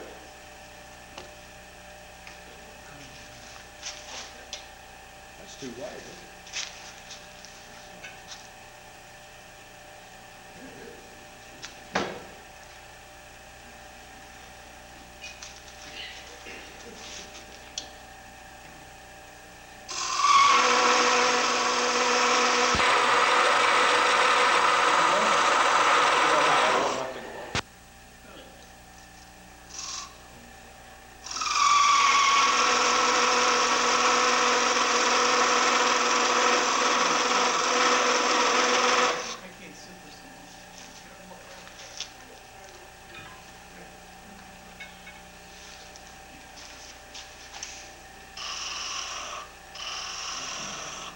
By the way, you're supposed to analyze your failure there. I got it too small and then I took too big a cut. I wasn't able to manage the vibration, so the cut got too big on me. And that's when it caught. It was shaking too much, vibrating too much, and it will cause catches. So now I've turned the outside part of that free ring. Now I've got to have a little room to work.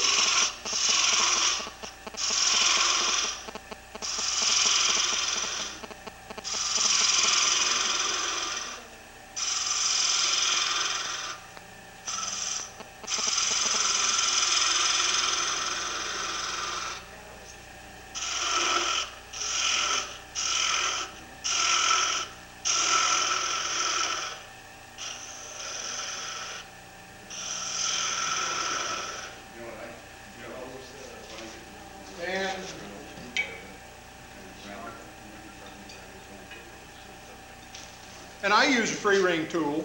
People cut them with freehand, just with a gouge or a skew chisel, whatever.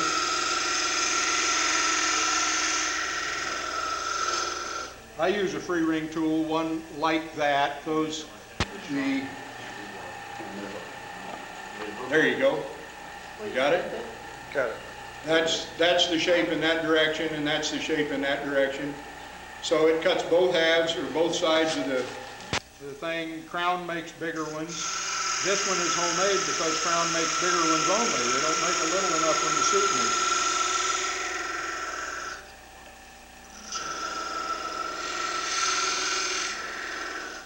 So I made a littler one. You want to sand it before you cut it off? Absolutely.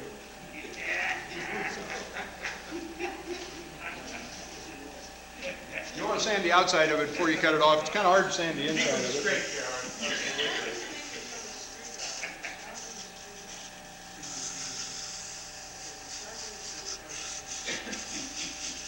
I make a lot of tools out of cheap, like this free ring tool, out of wood chisels. Because they're made out of steel that's pretty good steel, even the cheap ones are. And I don't mind grinding them up into whatever shape I want, make scrapers out of them. This is just a specialized scraper.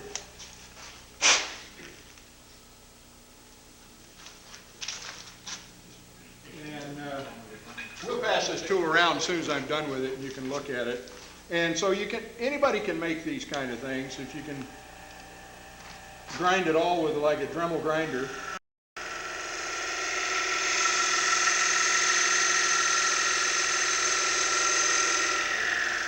Or a die grinder or something.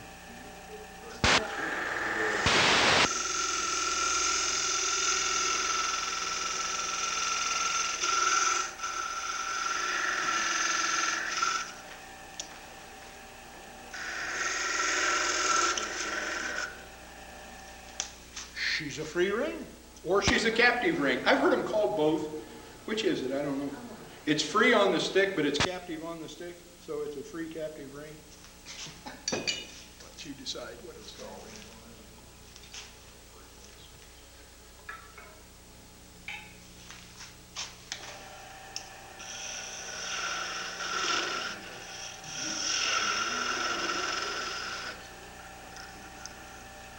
And I gave myself a lot of room there because I didn't want to fail again.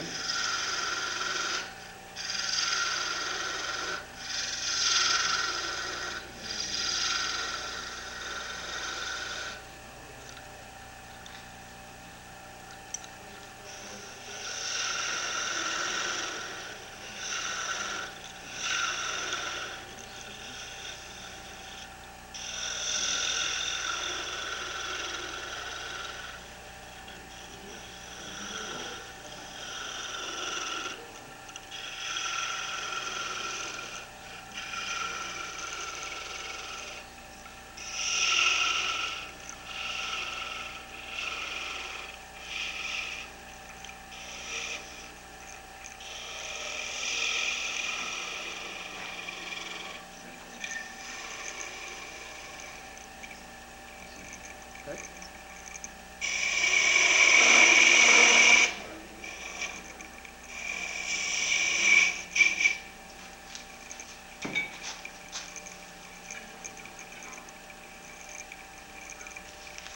And that's going to be all there is to that finial. That's the whole story right there.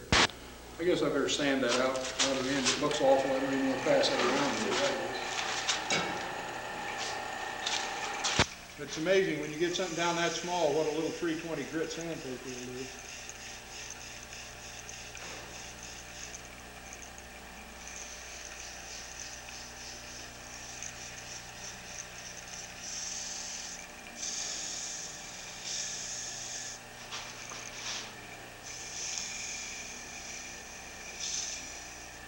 Now the inside of the ring, the way you want to sand the inside of the ring is you want to take a piece of sandpaper. I'm not going to do it.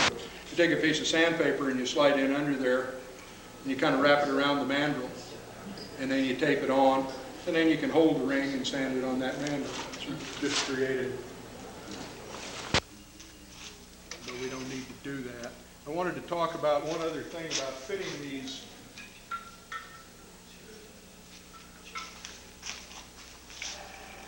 Fitting these finials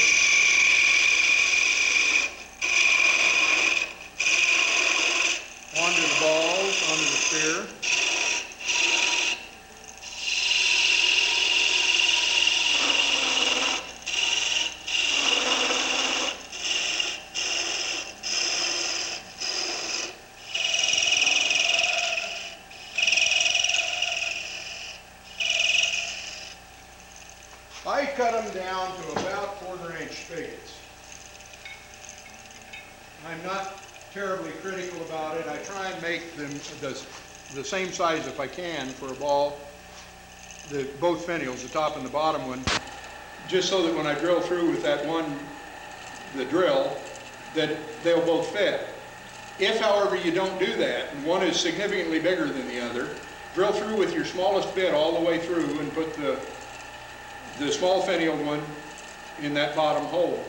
And then don't move the ball, retract your stuff, change to a bigger drill bit, and drill through the top hole again. So you can enlarge the top hole significantly that way and you stay in line. Now I say don't move it. Sometimes some masking tape your ball into the hole, and then you can still have both hands free to work without the ball moving around on you. Now what I'm doing now is I'm undercutting that cap so that it will fit around that spherical surface. If you think about it, that flat cap, a flat cut there wouldn't fit around that surface for beans.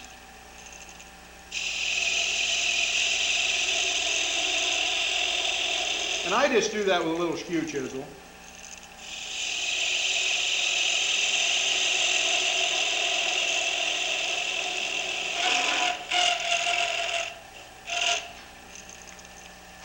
That's all there is to it.